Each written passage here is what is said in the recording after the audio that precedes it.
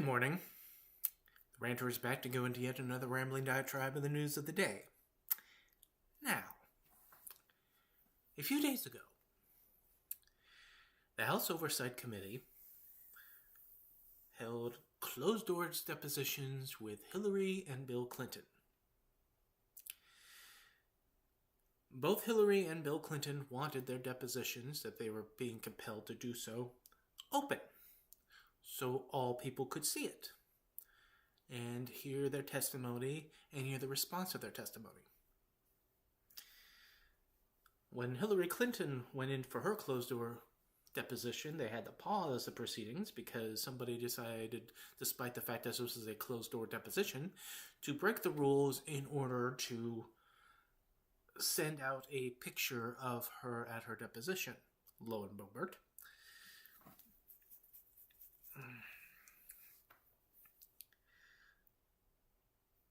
Hillary Clinton never met Jeffrey Epstein.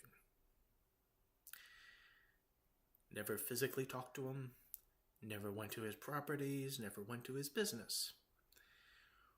What was there for them to decipher from Hillary Clinton? What the questions were?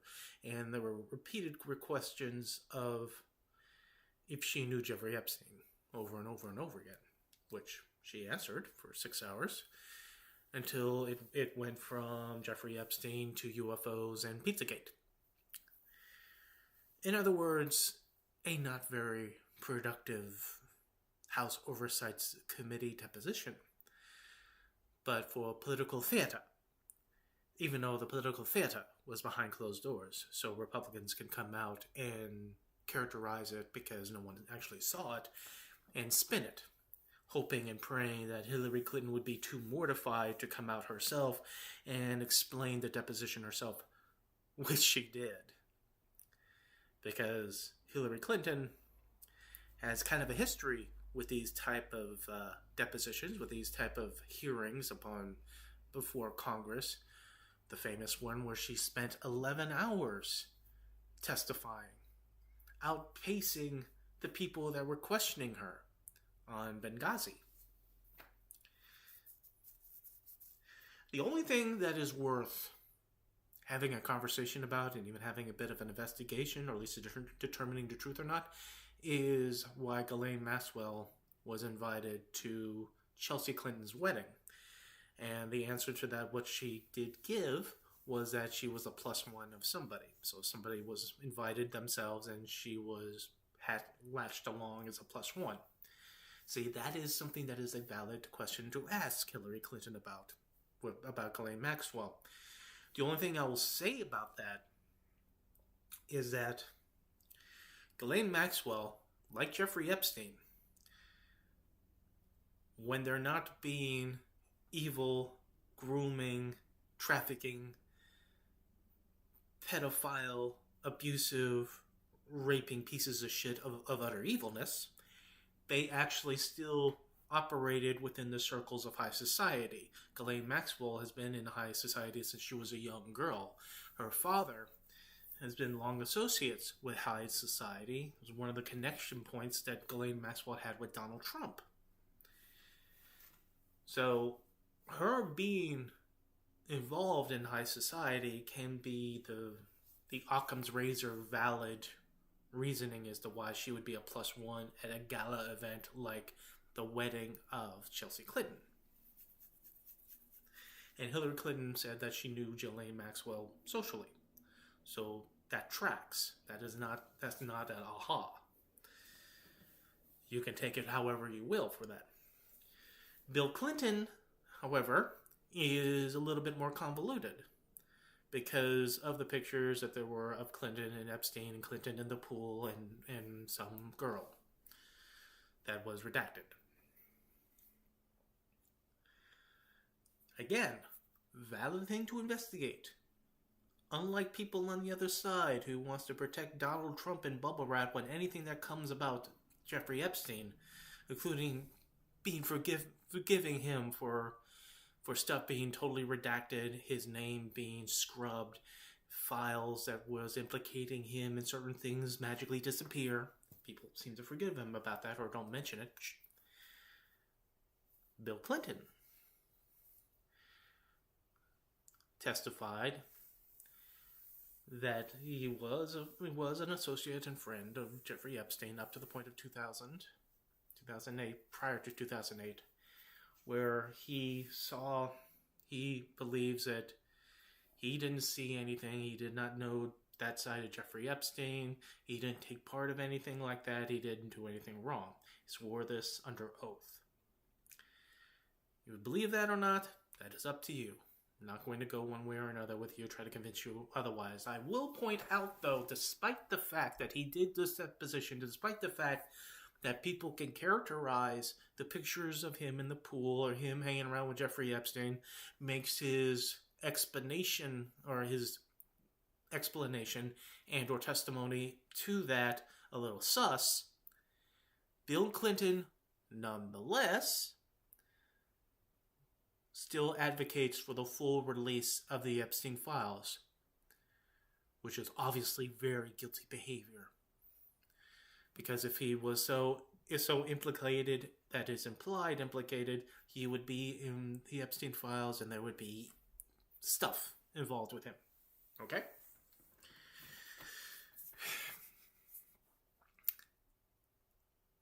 The one value of these depositions, outside of the political theater, was that it made the precedence that a former president and a former first lady can be called to deposition.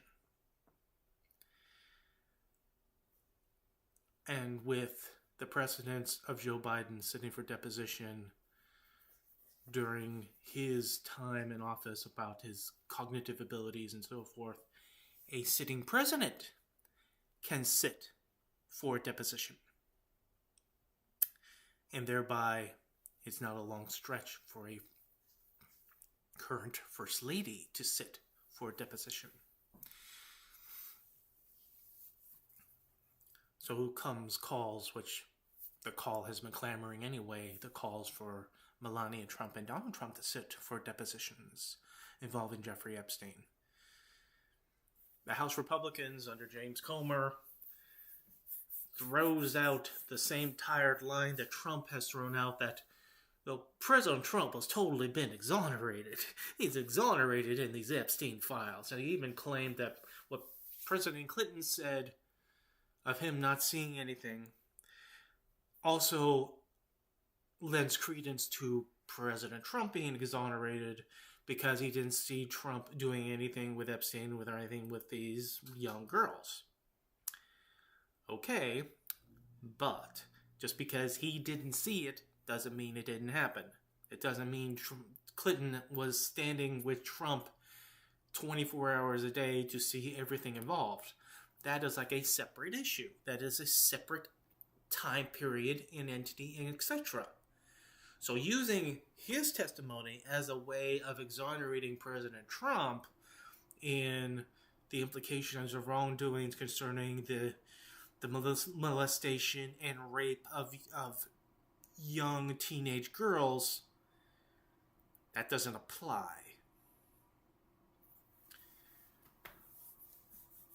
So that happened. So the Epstein Files once again was laying heavy upon the first page of the papers, as everyone's thoughts and everyone's curiosity and wonderings of why the DOJ has not done more to have President Trump sit down with them and have this conversation. Why are people saying that he's exonerated when there's no evidence if there's any exoneration, much less there's any evidence of there being wrongdoing? But the no evidence of wrongdoing is because they're not looking. Because we still didn't have all the extra parts of the Epstein Files that has not been released in violation of the Epstein File Transparency Act. You know, that law they passed in order to release all the Epstein Files? So all this is happening. All this is circulating and percolating in people's minds. So it stands the question, what do we do to get people to not think about this? To get this off page one. This has been a question that has been asked multiple times in the past year since Donald Trump has been in the White House. Whenever we get close, it seems to me, call me crazy, but it seems to me that every time we get to a point where the Epstein file and the curiosity therein and the people's demand for their release therein hits a critical mass, something happens in the world of the White House, of Donald Trump, that tries to compel us to change the subject. And I think that happened again. And that happened again in the form of what happened the very next day, which would be us bombing Iran.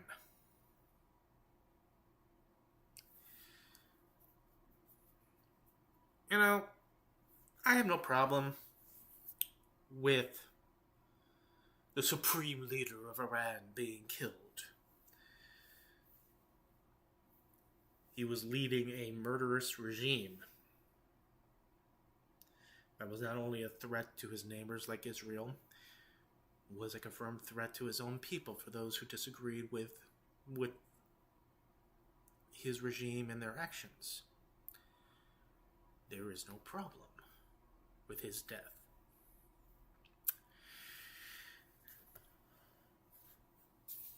But what I have a problem with is that we do not live in the world where the ends justify the means. I have a problem with us going into this operation, or actually what Trump full out calls a war. And there is a reason why using that particular term is also a bit galling. Is we went into this over a lie. One of the motivations of our attacking Iran, the specific main motivation, was that they were weeks away from developing nuclear weapons and using those nuclear weapons on Israel and or the United States. They were weeks away. We had to do something. They were weeks away. For many people who pay attention, for the many people who do not have short-term memory loss, which these people in the Trump administration hope and pray that you have, Iran, apparently, had been weeks away from a nuclear weapon for the past 15 to 20 to 30 years. It's amazing. It's like a scene from Oh Brother, Where Art Thou, when they're in that town and Everett asked for some items at this general store, and the shop owner tells him that, we'll get that stuff in 2 weeks. Then he asks for something else, and he goes, oh, we'll get that stuff in by 2 weeks. And he's in flabbergasted. He goes, well, ain't this place a geographical oddity? It's 2 weeks from everything. Iran seems to be 2 weeks away at all times from a nuclear weapon being developed and being used. So we have to do something about it. Problem is that in June, when we struck Iran then at their nuclear sites, we were told by our ever-truthful President Trump's presidential administration that the whole operation, the whole nuclear capabilities of Iran was completely obliterated, sandblasted off the earth, gone.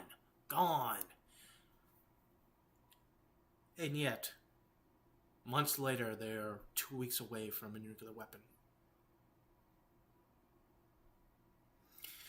One of Trump's loyal minions, Senator Mullins, was asked on CNN about this when they brought up that the nuclear capabilities of Iran was completely obliterated.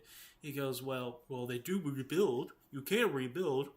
if your leg gets obliterated, then you do you know, if it's broken, you do fix it. It does heal, and that's what they were doing. Okay. Before I continue with my rant, we're going to look up the definition of obliteration. So, bear with me. So, I'm looking up the definition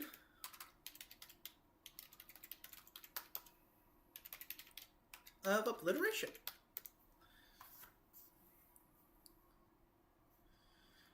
Obliteration.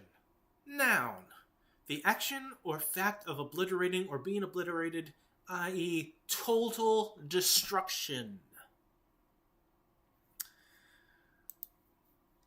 Obliteration is total destruction of something so that nothing remains of it. Holding a lit match up to the balloon might cause its obliteration. Noun obliteration can describe a literal destruction, like an explosion or terrible fire, but it also frequently used to mean more figurative kinds of eradication. Okay, so Senator Mullins, who wants to take Bernie Sanders outside and pick a fight with him because he's a big manly MAGA man. If your leg gets obliterated, your leg is gone. There's no healing. It's gone.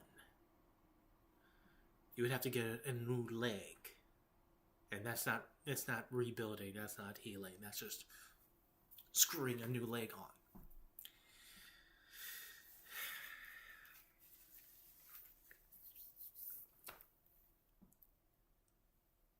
We were told that the Iranian nuclear capability, which we didn't believe at the time, and we still don't, was obliterated.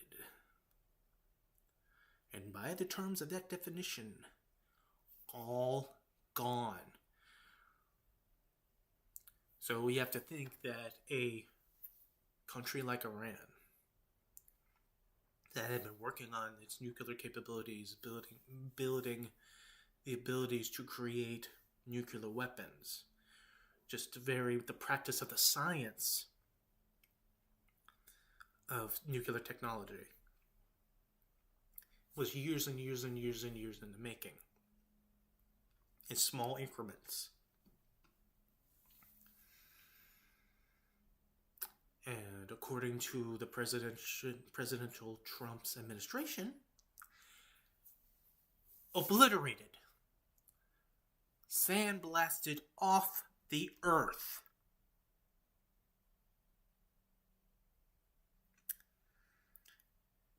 By the terms of that definition, there would be no rebuilding it in scant few months for it to be capable of being 2 weeks away of a nuclear weapon by the time we did this strike.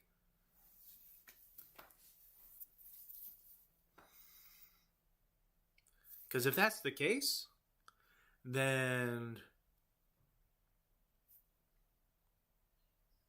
President Trump may think of importing and hiring Iranians, because apparently they have a much stronger work ethic. Maybe that, manufacturing boom we're supposed to be having thanks to the crippling tariffs that our consumers are paying for. Maybe that can come to fruition because we'll have Iranians doing the work. Because apparently they can take scarred land of that was once a completely non-obliterated nuclear facility, was now completely obliterated. There's nothing there because in terms of the definition of obliteration, gone. You can take the scarred land and build another nuclear facility and be up and running and ready to crank out nuclear missiles in 2 weeks.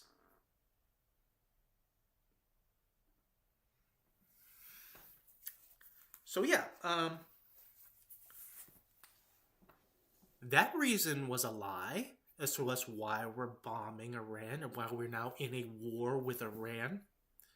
And why I'm doing this in terms of the term war is I'm an old school Cold War person.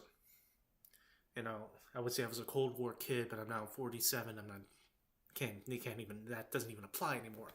But I grew up at the time of the Cold War still being pretty much a big thing here. I still remember the air raid drills in the early 80s when I was just a little bitty ranter. We had an air horn outside of my first elementary school that was specifically there for air raid drills.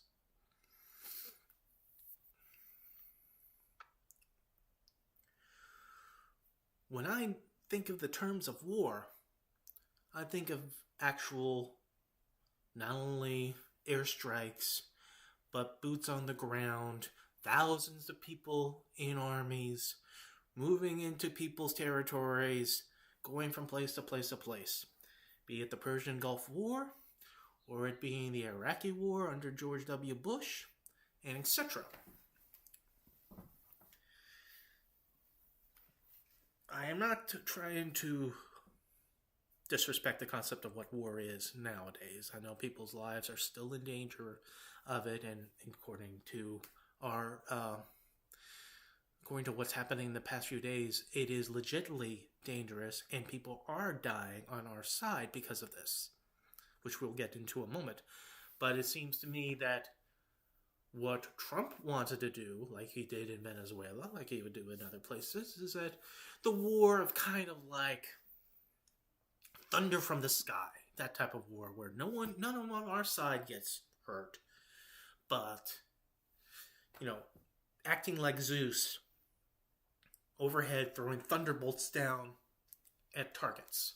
That's the war. And where the other side would have no way to respond.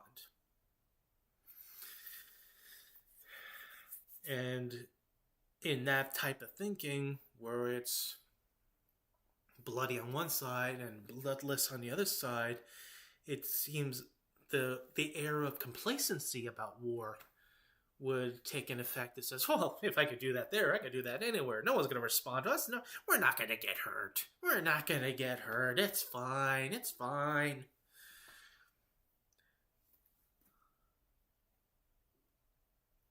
But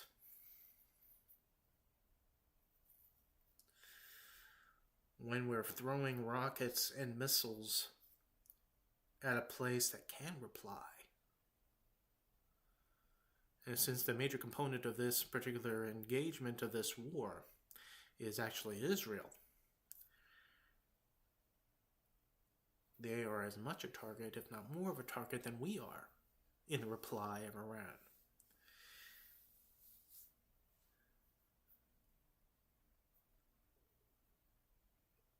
We were told that the CIA knew that the Supreme Leader was having a meeting with several members of his regime, some of the other subordinate leaders, found the location of it.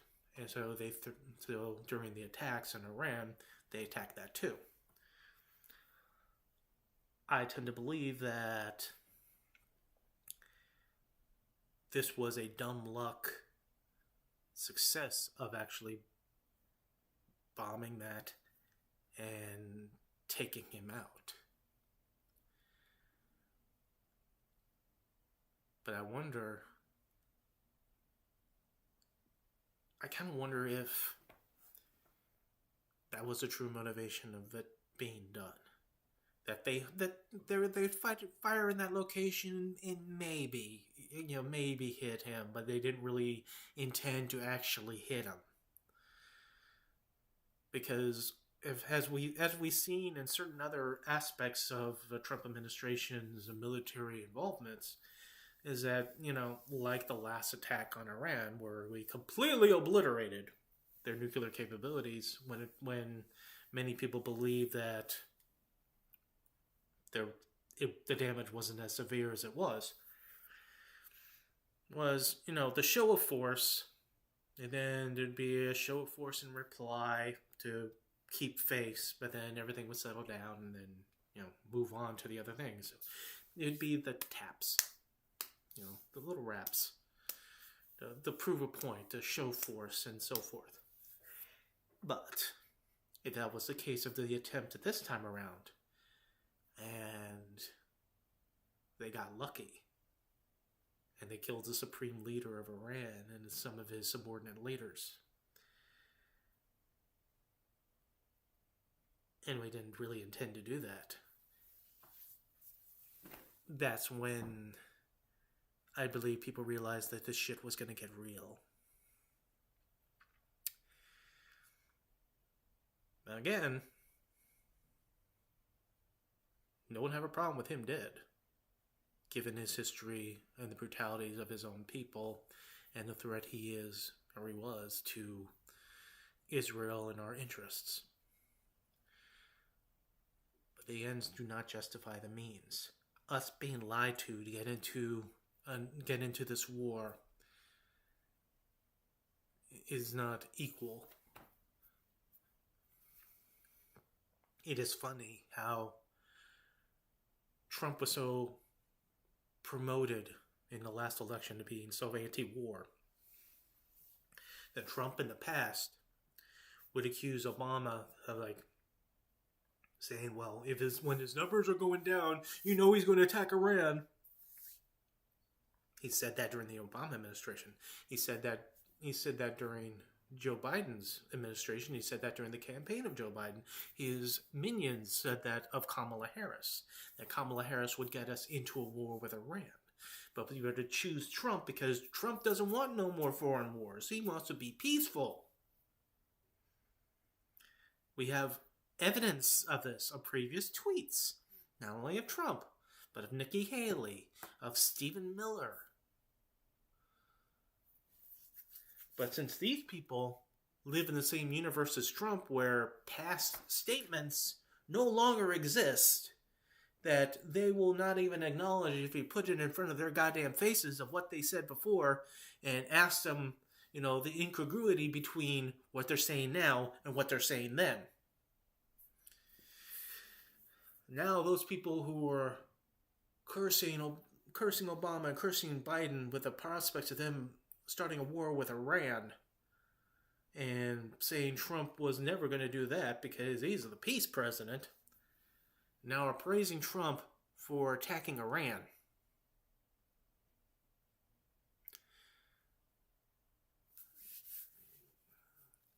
It makes me ask again, is our country run by adults?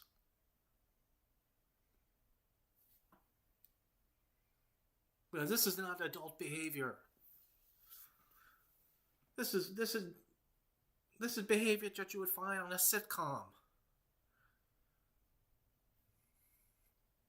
You just, someone would have, like on Seinfeld, if someone tried to, confront Kramer on something, and he would just give this goofy look and then just sort of say something quippy, and then the segment would be over and they go to commercial. Once again, there's no accountability, no consequences. We're just going to do shit, and that's it. They said that they were 2 weeks away from a nuclear weapon. Our intelligence community said that Iran had no intention of having a nuclear weapon, or much less having any inclinations to attack us. They're lying to us. Not only the U.S. community said this, but politicians said this, not only Democrats, but Republicans. And Republicans will go on record as saying that Iran was in no way, shape, or form in a position to attack anything concerning the United States or Israel.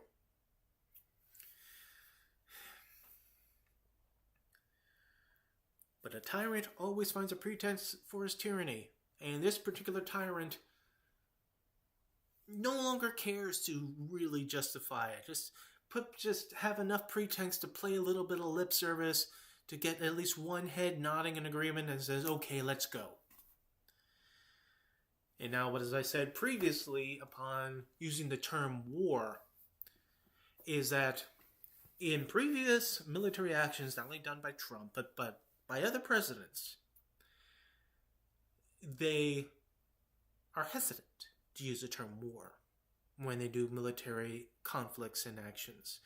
Because if you're going to go to war, you gotta get permission from Congress. It has to be voted on. When you go to war, you get congressional consent and approval. They vote upon it. And then it is an actual war.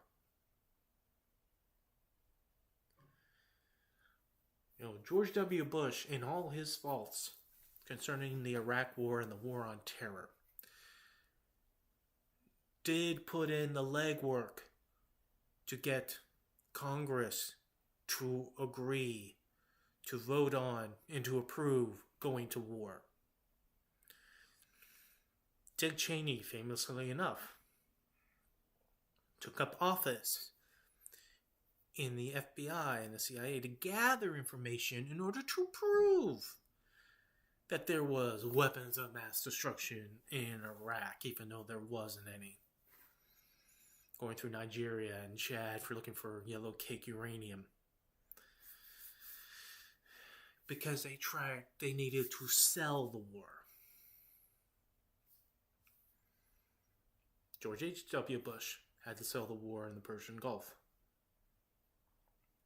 And he managed to build a coalition much larger than anybody anticipated at the time of the Persian Gulf. Even the Soviet Union, which was still in existence, was on our side of it. And it was a multinational coalition. We got the word support under Article 5 after 9/11 to go on the war on terror. The only time that it was exercised was for our benefit in the upcoming war. The same NATO that we got into a chicken race with in our claims of wanting to take Greenland. That other thing that we were doing to distract ourselves from Jeffrey Epstein on page 1.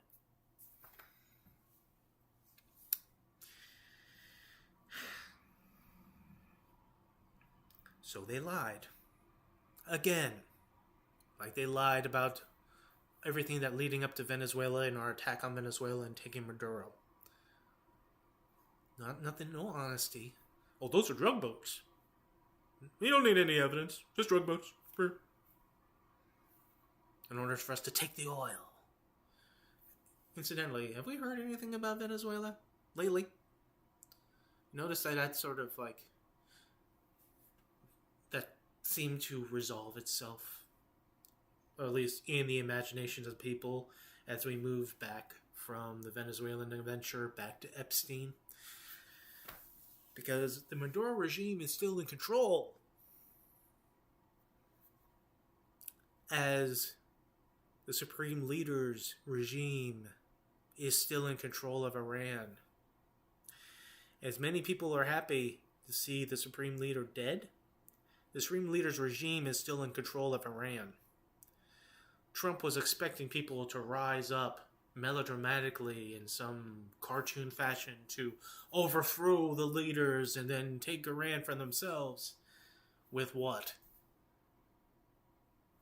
Again, the nuanced thinking of somebody who watches cartoons or watches too much TV and just assume that this is a segment of the show that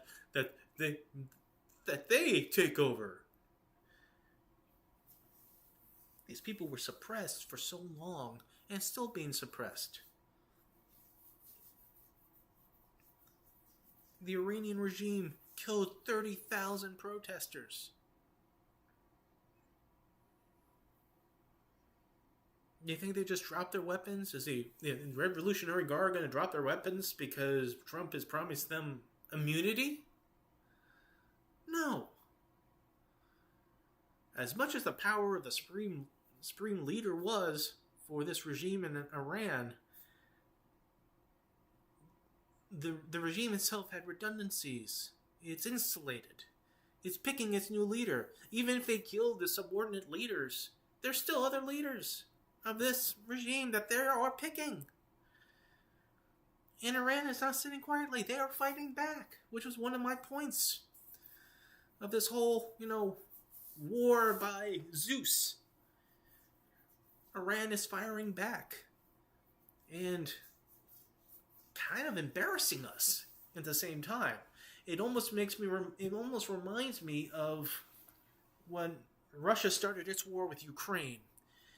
How people were just assuming that Russia, with all its capabilities and all its power to steamroll over Ukraine, then we find out that, Russia was throwing out,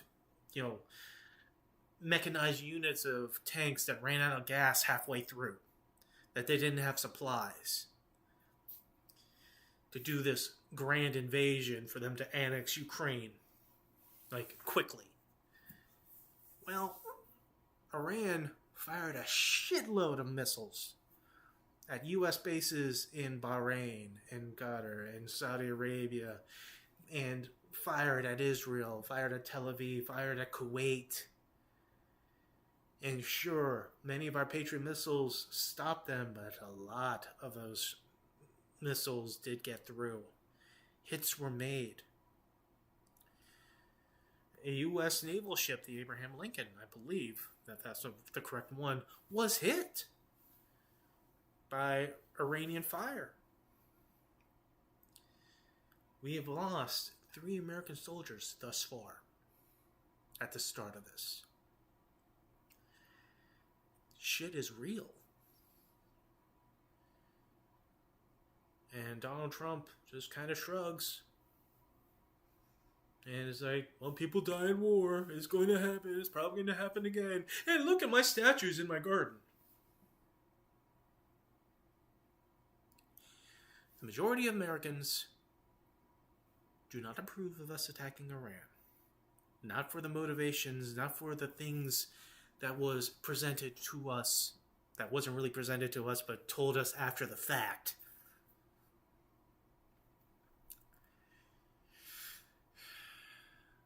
They don't approve of our attacking, despite the ends, despite the death of the Supreme Leader.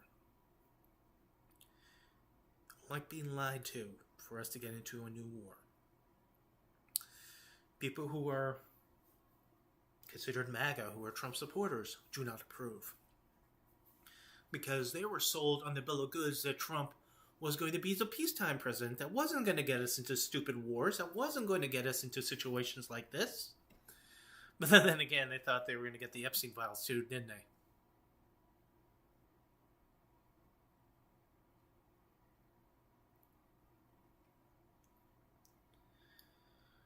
I don't know how long this conflict is going to last. I don't know how serious this is going to be. This is a completely different animal than Venezuela. They have the capability of striking back. At the very least, striking back locally there. But we don't know. We don't know if we back at home are in any form of danger.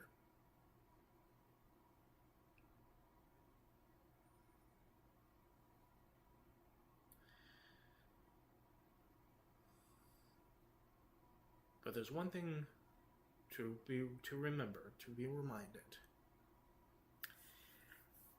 Like in every other conflict, in every other issue that has gone in this administration in the past year,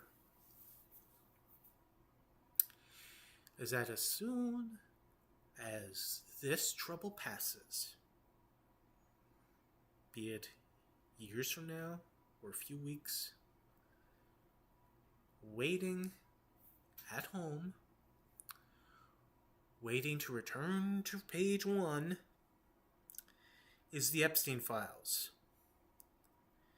It is the questions about Donald Trump in the Epstein Files. It is the question about the redacted names in the Epstein Files, and the question of why victims' names were not redacted, but those who are accused and implied to be abusers of these women, now women, when they were young girls, had their names protectedly redacted. That's waiting. That's not going away. No matter how many wars are started, nor how much brutality is forced in Minneapolis by ICE, nor how many people get kicked out 5 miles from their home who are blind and die because they don't give a shit.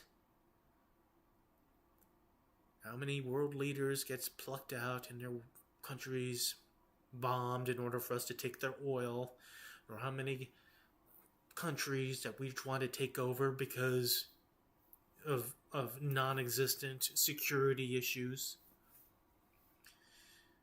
or how many parts of the White House gets bulldozed for ballrooms that won't even be built until the end of this administration, or how many theaters will be taken over by the Trump administration, do so badly that they close to the duration of the presidential administration.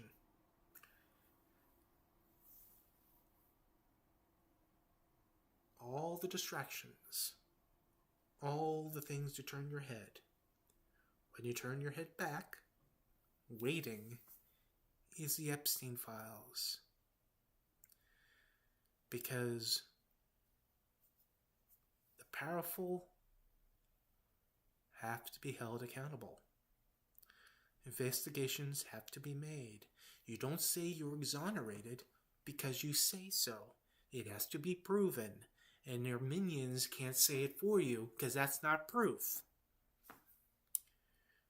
Young girls were groomed, trafficked, handed over as chew toys, systematically molested and raped for years by the powerful. Be it world leaders, be it powerful CEOs, be it by famous people, powerful people, politicians, be it Republicans or Democrats, be it presidents.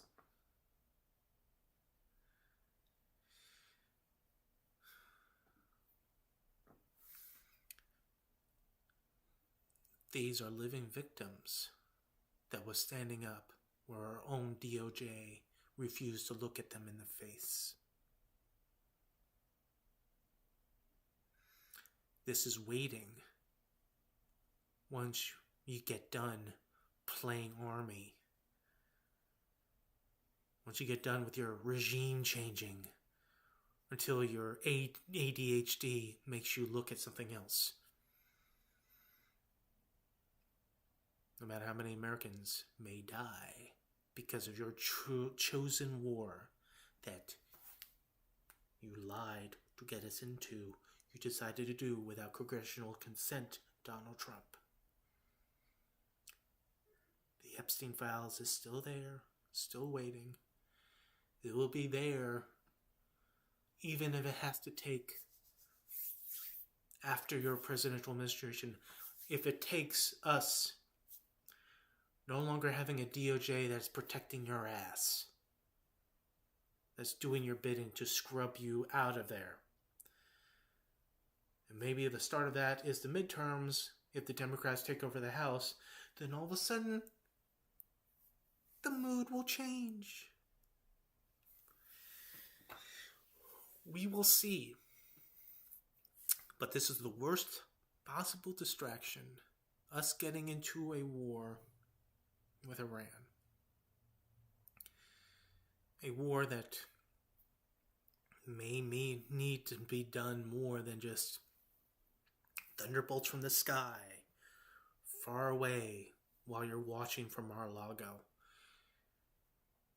In order to successfully do whatever the mission accomplished is. Because we don't even know. There is no plan. No one has a plan. No one has a justifiable objective. If it was to kill the supreme leader, you already did that. We have no plan in this unforced war that we got ourselves into. It's funny. And I'm going to land the plane here because I know this is once again, one of these long ones. During the Persian Gulf War, under George H.W. Bush, one of the things for us to sell, one of the things that Bush had to do to sell this war, and Colin Powell and Dick Cheney had to do to sell this war, is that we had to assure the American people that this would not be another Vietnam. Because one of the many problems with the war in Vietnam was that there was no mission accomplished, there was no objective, there was no light at the end of the tunnel, because we didn't know what we were needing to do. Because despite the fact that we won every single battle, we still lost the war because the Vietnamese didn't relent. And there was no objective. There's no political objective. We couldn't bomb places like Hanoi and Haiphong for fear there might be Russians there, and that might escalate into a larger war. So we kind of quagmire ourselves for years. So we had to assure the American people at the time of the Persian Gulf War that this was not going to be another Vietnam. Now we're in a situation with Iran where people are trying to assure us this will not be another Iraqi war, where we would be there for years in a quagmire and not having a objective in the place for us to still remain there, for us to having no reason to be there. Because that's what happened in the Iraqi war. Once again, we took down Saddam Hussein, and we were still there years afterwards. What's the reason for us being there? Are we really changing the regime? And are we still going to be there in its aftermath? Are we going to break Iran and then force to hold it together? Because many people who were happy upon the Supreme Leader's Iranians, who were happy for the Supreme Leader to be dead, the regime and their loyalists are not. And they're not dead. They're not gone. They're still in power.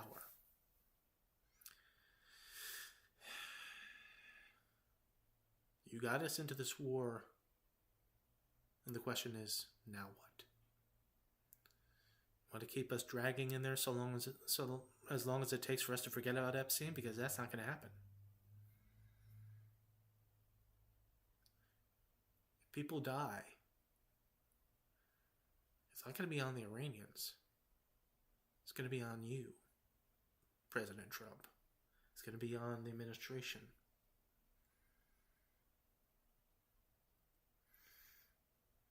Because war is a two-way street here. War is not just us throwing our thunderbolts and then nothing happens to us. A war is that our enemy, which is now Iran, replies. It's defending its country.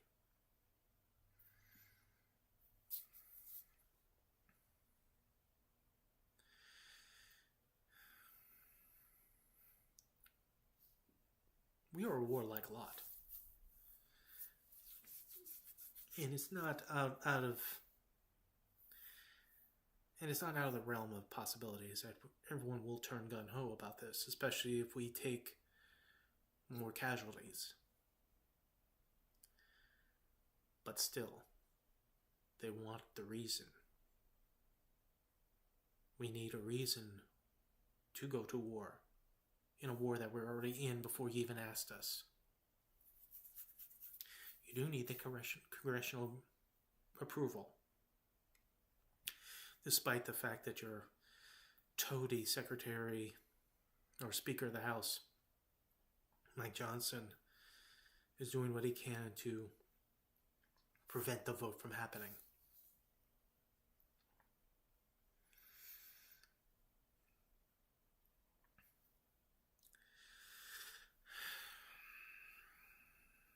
This is how we get Epstein off of page 1.